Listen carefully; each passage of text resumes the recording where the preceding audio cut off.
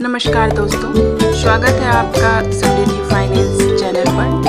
आज हम बात करेंगे 2025 में फिक्स डिपॉजिट से जुड़े नए नियमों के बारे में, जिन्हें जानना आपके निवेश के लिए अत्यंत महत्वपूर्ण है। फिक्स डिपॉजिट में निवेश करने से पहले जानें नए नियम।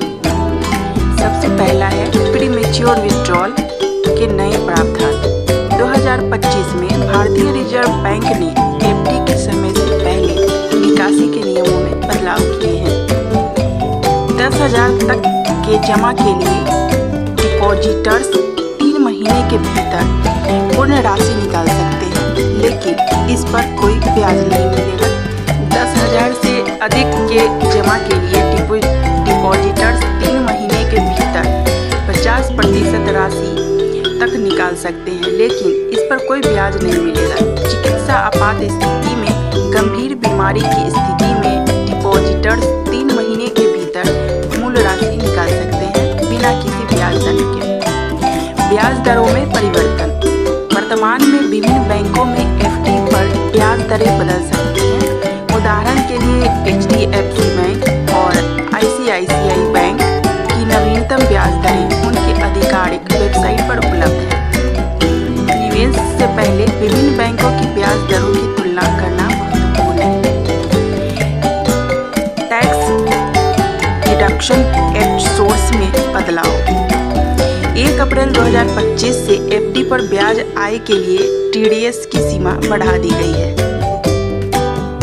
सामान्य नागरिकों के लिए ब्याज आय पर TDS की सीमा 40,000 से बढ़ाकर 50,000 तक कर दी गई है।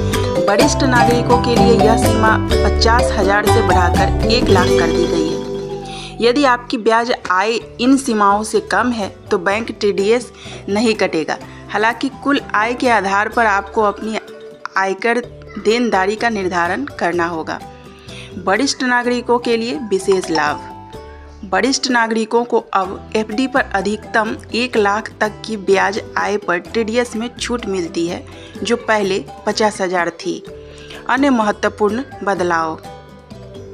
बैंकों द्वारा सूचना।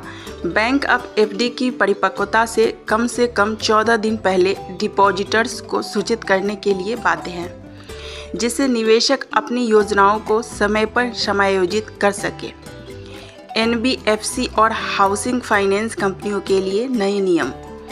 1 जनवरी 2025 से गैर बैंकिंग वित्तीय कंपनियों और हाउसिंग फाइनेंस कंपनियों के लिए एफडी से जुड़े नियमों में बदलाव किए गए हैं, जिससे उनकी तरलता और संचालन में सुधार हो सके।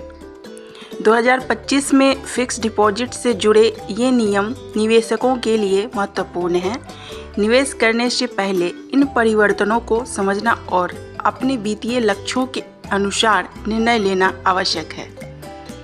यदि आपको यह जानकारी उपयोगी लगी हो तो हमारे चैनल समृद्धि फाइनेंस को सब्सक्राइब करें और बेल आइकन दबाएं, ताकि आपको हमारे नवीनतम वीडियो की सूचनाएं मिलती रहे। अपने विचार और प्रश्न कमेंट सेक्शन में साझा करें, हम उन पर उत्तर देने का प्रयास जरूर करेंगे। मिलते हैं एक नए वीडियो में, तब तक के लिए धन्यवाद।